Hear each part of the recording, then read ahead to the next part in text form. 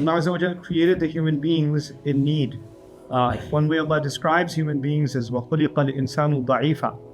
A human being was created weak. What that means is we constantly need to replenish ourselves. We can't just eat food once and carry on. Eventually our body consumes the nutrients of that food, and the energy needed to continue life hits us. Hunger pangs hit us again, thirst hits us again, and we have to replenish ourselves. So physically everybody understands that we need to replenish ourselves continuously in order to survive. The same way human beings are created with emotions, and we have certain emotions, or even a functioning mind. You can't constantly be serious, or you can't constantly be thinking about the math problem you're trying to solve, or the book you're trying to read. You need a mental break. At some point, the brain runs out of juice. It runs out of batteries, and you got to stop, and you got to go shoot some basketball or play a video game or do something to take a break. And the same thing happens when you're emotionally stressed. So our minds need a break sometimes. Our body needs a break. And Allah literally created the night so that it can become subat. The body can take a break, and it literally dies so it can recharge, right? And the same way, our emotions, sometimes people are very stressed out, and they have a lot of anxiety, or they have a lot of negative thoughts, and their emotions are overwhelming them, and they say, you know what, I need to, do something to calm down. And people have different kinds of coping mechanisms most of the time. So they're supposed to be healthy. Some people just do something as simple as take a walk in the park, or ride a bike, or maybe if they can afford to, they go on a trip or something. Other people choose, damaging coping mechanisms. They might turn to drinking, or they might turn to drugs, and they might turn to inappropriate kinds of company, etc. But every one of these is a kind of, I need a break, I need to recalibrate, I need to reset myself. And psychiatrists and people in the mental health profession, they talk about things like self-care, like you should eat well, and that's true, you should eat well. This is something that pretty much an Islamic principle. Allah gave us this body, we should take care of it, and we should eat healthy. The same way getting rest and taking care of your physical self, that's something we should do, because Allah will ask us about the favors He gave us. And this gift of this body that He gave us, we should take care of it. The same way taking care of your mental health is important. So taking those kinds of breaks, doing things that you find relaxing, whatever it is, you might need to figure out what that is and take care of it. But there's one dimension of it, one side of this problem, of what the human being is. That is something Allah taught us, and we could not have known on our own in its entirety. Is that Allah put a light inside every single human being. Allah put a rooh inside every single human being. And that light is our connection to Allah. From birth, it's our connection to Allah. It's somewhere inside your heart, and you and I have it, and it connects us directly to Allah. The Muslims, the non-Muslims, it doesn't matter. Everybody has it. Every single one of us has it. But today I'm talking about Muslims. I'm talking about people who also know about the other light. There's a light inside of us, and there's a light that Allah sent down from Himself. And that's called the Qur'an. فَآمِنُوا بِاللَّهِ وَرَسُولِهِ وَالنُّورِ الَّذِي أَنزَلْنَا. Believe in Allah, believe in His Messenger, and believe in the light that we sent down. Right? So there's two lights now. There's a light inside us, and there's a light of Allah's words.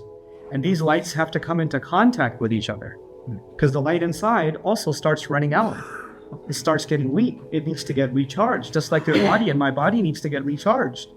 Just like our emotions need a break. They need to replenish. The same way, the light inside of us, this rooh, needs to be replenished, and it's replenished by the word of Allah. A simple way of thinking about that is, our body Allah created from clay. Our body Allah created from clay. And so all of its needs from the earth. And so all of our body's needs come from the earth. Right? And our hearts are connected to people. Right? And so our emotion, a lot of times our emotional needs are met by people around us. A child needs a mother's love. A spouse needs to feel like they're respected and valued and loved and cared for and protected. Those are emotional needs. They come from other human beings. But our ruh, it came from the heavens, and it has its own needs, and its needs can only be met by the source, and that's the word of Allah. Now what happens is sometimes someone says, I can't sleep, I have anxiety, I can't find any peace, I've tried everything, I tried taking walks, I tried working out, I tried playing video games, I tried this, that, and the other, I've done all the relaxation exercises there can be, I'm going to therapy, I'm doing everything I can, but I still don't find any peace inside me. I'm not okay. Something inside me is still bothering me. And maybe the reason, it may not be, but maybe the reason is that the ruh inside you and me, the light inside you and me, we're violating it. we're doing something wrong to it. It meets with the word of Allah, and the word of Allah wants us to take a certain road. And we don't want to take that road. We don't want to go on the road that this light is calling us towards. So we deny our light inside, and we say, no, I'm going to go a different direction. But before I go any further, I want to try and explain to you why we do that. Why is it that we don't listen to this profound light that Allah has given us, and somehow we go in a different direction?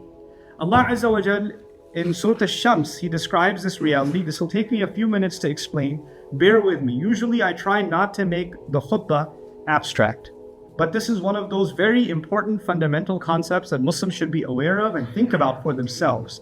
So we're looking today a little bit at Surah Al-Shams. وَالشَّمْسِ وَالضُّحَاهَا وَالْقَمَرِ إِذَا تَلَاهَا وَالنَّهَارِ إِذَا جَلَّاهَا وَاللَّيْلِ إِذَا يَغْشَاهَا وَالسَّمَاءِ وَمَا بَنَاهَا وَالْأَرْضِ وَمَا طَحَاهَا. So now he says, I swear by the sun. I swear by the sun, and I swear by its brilliant, glorious light. And then he says, I swear by the moon, and the fact that the moon keeps on following the sun. I swear by the moon that follows when it follows the sun. So the moon is subordinate to the sun. He says, وَالنَّهَارِ إِذَا جَلَّاهَا, and I swear by the morning time, or the daytime, that makes the sun appear in its full glory. The daytime when the sun is blazing. وَاللَّيْلِ إِذَا يَغْشَاهَا, and I swear by the night when it covers up, the nighttime that covers up the blazing light of the sun. Reality completely changes between night and day. It completely changes. A place can look a certain way at night, and at daytime you find it's a completely different place.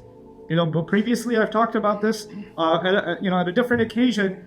I went one time to an island, and I arrived there it was actually in Bermuda. I went to Bermuda to meet the Muslim community there a long time ago. And when I went there, arrived at nighttime, we're driving through from the airport, and it's all pitch black outside. You can't see anything. It's completely dark. And they don't have a lot of lights on the road, so it's extremely pitch black. Even scary, if you will. And the morning came, and it's one of the most beautiful places I've ever seen. It's green, it's brilliant, the sun is blazing on the ocean floor, but you couldn't see any of that at nighttime. Reality completely changed between night and day, right? So he says the night, as it covers up the glorious light of the sun. And then he says, وَالسَّمَاءِ وَمَا بَنَاهَا, and I swear by the sky, and what an incredible creation, what an incredible construction it is. What a constant it is. وَالْأَرْضِ وَمَا طَحَاهَا, and the earth as it's been leveled out, and how incredibly it's been leveled out. Now, these analogies that Allah is giving, these images that Allah is describing, first He described the sun, then He described the moon, then He described the night, and then He described, or the day and then the night, and then the sky and then the earth, right? But what does that have to do with where I started? I started with ourselves, and a need inside of ourselves. Allah says, وَنَفْسٍ وَمَا سَوَّاهَا. All of these images culminate, the conclusion of all of these images is for you and me to understand one thing. Not the universe outside of us, but the universe inside of us. He says, I swear by the nafs, a person, our own self. He swears by our own self. To Allah, this self, you and me that He created, is a remarkable creation. And to understand it, to understand myself, Allah wants to give us a picture of some things you will learn about yourself if you contemplate the sun and the moon, and you contemplate the night, or the day and the night, and you contemplate the sky and the earth. Then you'll learn something about who? Yourself. And He says, وَمَا سَوَّاهَا, and what incredible balance He's created with. This person has an incredible ability to balance. And he's been made in a very balanced, or he or she has been created in a very balanced way. Now, the first thing you can see a correlation already, Allah did balance the sun and the moon. They have their own place and they're perfectly balanced. One little bit out of balance and the solar system gets destroyed. The night and the day are perfectly balanced. They're constants. The world can go through all kinds of chaos, but the night and the day are going to do what they do. They're going to keep on rolling. Our life can be put on hold, but the sun is not going to be put on hold. We would wish that time would go by faster, or time would slow down, or time would go back, but it's going to, like clockwork, it's regular, it's steady, and it's perfectly balanced. Allah says that kind of a balance actually exists inside you and me. There's a balance inside us. Right? The problem with that statement is when we look inside of ourselves, we don't find balance. We find chaos. We find, man, today my anger took over and I couldn't think about anything else except this thing that's been bothering me. My resentment took over. My sadness took over. For some people, their hatred of themselves takes over. Their guilt takes over. Their shame takes over. For some people, it's their anxiety of the future that takes over. Something or the other inside of us creates all kinds of imbalance. Some people just, I gotta think about work. I can't think about anything else. And they're ignoring all kinds of things they should be worried about, and their life is out of balance. Some people are just, I don't want to think about my problems, and they keep eating cheese doodles, and they're destroying their body and their mind. And their life is out of balance. And Allah says He made you and me with an incredible precision of balance. And then He described it. He said, فَأَلْهَمَهَا فُجُورَهَا وَتَقْوَاهَا. He said He inspired it. Now common translations say that He inspired this person, each and every one of us. He put inside of us its own fujur and its own taqwa. They translate this as sinfulness and piousness. Sinfulness, and because fajr is a sinner in Arabic. But the word fujur actually comes from fajr. And fajr originally actually means explosion. Explosion. And when rocks burst and waterfalls come out, فَانْفَجَرَتْ مِنْهُ 12 عَيْنًا. 12 springs exploded out of the boulder. Infijar was used. When the sky is going to explode on Judgment Day, infajarat. إِذَا السَّمَاءُ انْفَجَرَتْ. So the idea of fujur is actually a kind of explosion. And by the way, if you go to the beginning, the sun in the daytime is exploding with light. It's a brilliant, aggressive being that God created, Allah created, this sun that is constantly exploding. And by the way, scientifically, there are constantly explosions happening in the sun. There are constantly explosions happening on the sun.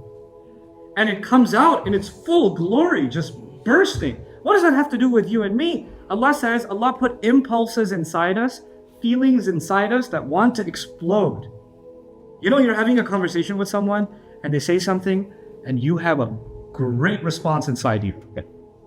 You've got a nuclear war response ready to put them in their place. And it's right there ready to what? Explode. Allah says He inspired the human being with the ability to be impulsive with their feelings, like animals have. Animals feel threatened and they attack. They don't think about it, they just attack. Animals feel an urge and they do. Animals feel hungry and they eat. Human beings have some of the same mechanisms. We want to act immediately. Impulsively. You love to rush into things. We're impulsive. And so Allah says He put inside us these very powerful emotions and these powerful impulses that want to explode inside us. We just want to do it. We just want to feel better. We just want to act it out.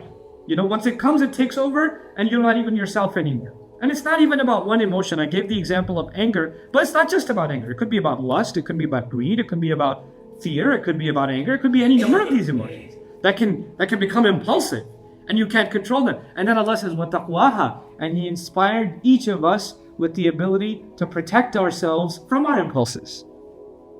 He gave us both. He gave us the accelerator and He gave us the brakes. And He gave us both. And you kind of need both, don't you? Because without the accelerator, the car doesn't move. And without the brakes, you're not going to be able to stop. You're going to crash into something. What Allah is telling us is every one of our emotions is actually something that's needed. That's needed.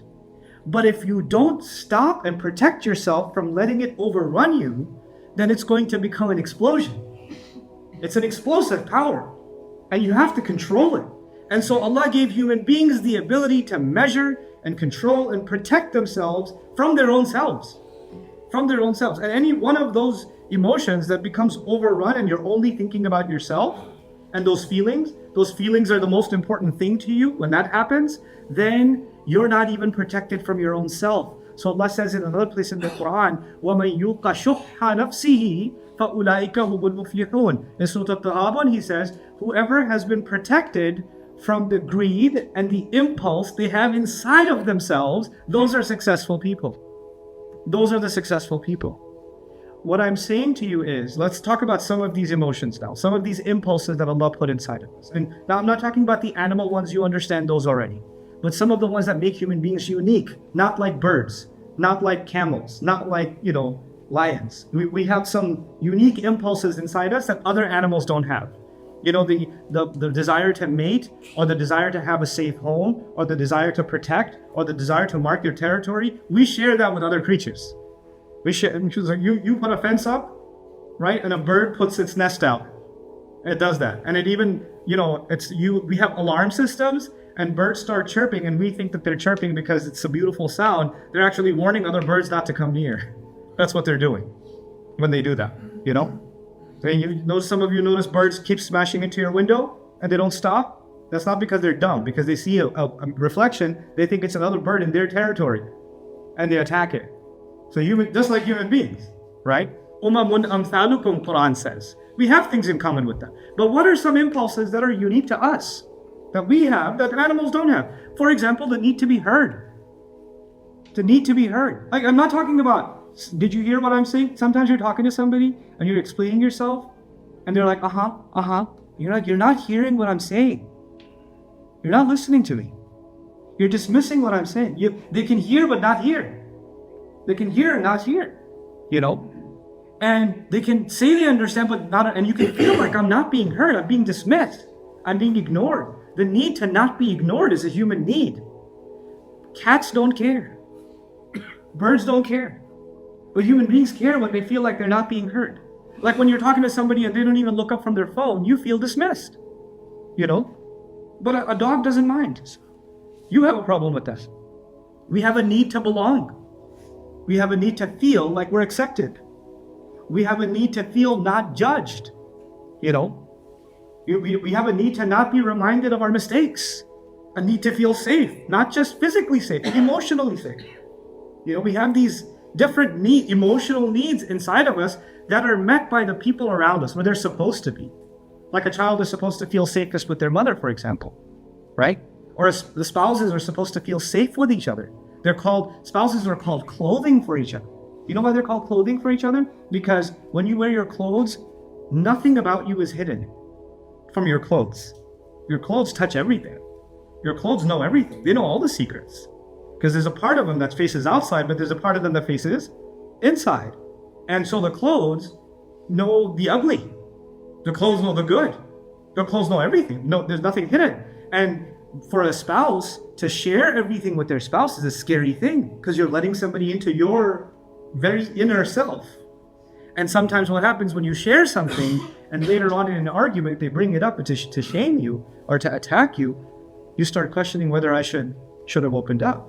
Now these needs that I mentioned, the need to feel safe, the need to find a confidant, the need to have someone to talk to, the need to be heard, the need to feel loved, the need to feel protected. These are necessary needs, not just physical ones, but emotional ones. When these needs are not met, now let's talk about that scenario. When these needs are not met, when somebody says, I don't feel loved, I don't feel like anybody cares at home about me, I don't feel like I'm respected, I don't feel dignified, I don't feel understood, I feel constantly judged, I feel overlooked, I feel ignored. When you have these feelings, then just like when you don't get food and you say, I gotta eat, right? I have food, you gotta eat. When you don't have rest, you gotta go to sleep. Your body's tired, you gotta go to sleep. When these needs are not met, you and I try to find something, human beings try to find something to fill in that gap, to feed that void. And when we're about to feed that void, then comes Allah's light. Because Allah says, you can feed this light, but here's the way you should, and here's the way you shouldn't. Okay? Because whenever you say, I don't feel like anybody in my family listens to me, I need to find somebody to talk to. There's a halal way to find somebody to talk to, and there's a very haram way to find somebody to talk to. There's a dark road you can go. And Allah's light will come inside you before you accept the message, and before you write back, or before you make a call, and it's going to say, that's not a right way to go. That's not good. And you say, don't talk to me right now. I just need someone to talk to. I need an escape. You understand? So what's going to happen inside you is these feelings, these emotions that are very powerful because they're explosive, remember? They're explosive. But Allah put that light inside us so we can protect ourselves from those explosions. That's what He gave us.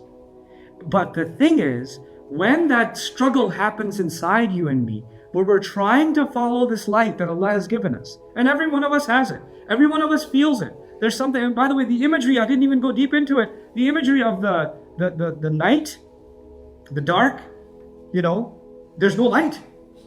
But even then, the moon is still a little bit there. Sometimes you're in a terrible, dark environment. There's people around you that don't care about what Allah says. There's no light around you, but somewhere inside you, the sun is still reflecting. Something in you still says, this is dark. I gotta go find the light again. I gotta go towards the light again. You have to, that's a struggle you and I have to have inside of ourselves. But what happens when this is a very brave thing to do. What happens when a person decides, and I know I'm taking over my time, I'll take 2 minutes, I'm gonna be done, inshallah. What happens when a person decides they're going to be brave and they're going to overcome these explosive feelings? They're no small thing. They're going to overcome these explosive feelings and they're going to go towards Allah's light anyway. They're going to follow Allah's light. And that means they might have to feel like, if I follow Allah's way, I might lose this person.